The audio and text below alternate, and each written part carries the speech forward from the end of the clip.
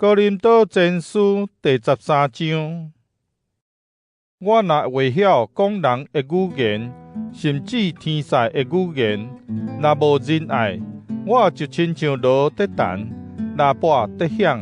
我若有传达上帝信息的文字，为了解逐款的奥秘甲逐款的知识，我若有够举的信心，通移山倒海，若无仁爱，我就无路用。我若摕所有的财产去救济，也是献身躯互火烧，若无仁爱，对我拢无利益。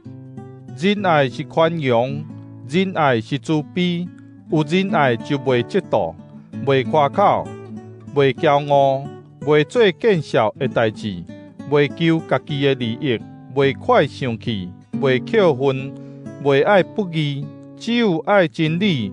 仁爱会包容一切，对一切有信心，对一切有仰望，对一切有耐心。仁爱永远存在。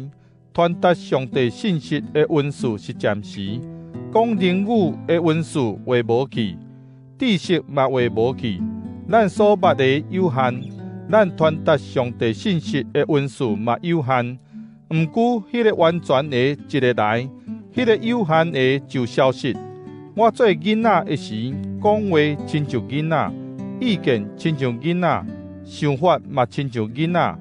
当我已经成人，就将囡仔的事拢放煞。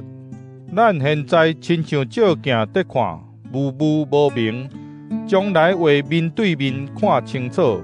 我现在只有知一部分，将来会完全了解，亲像上帝完全了解我。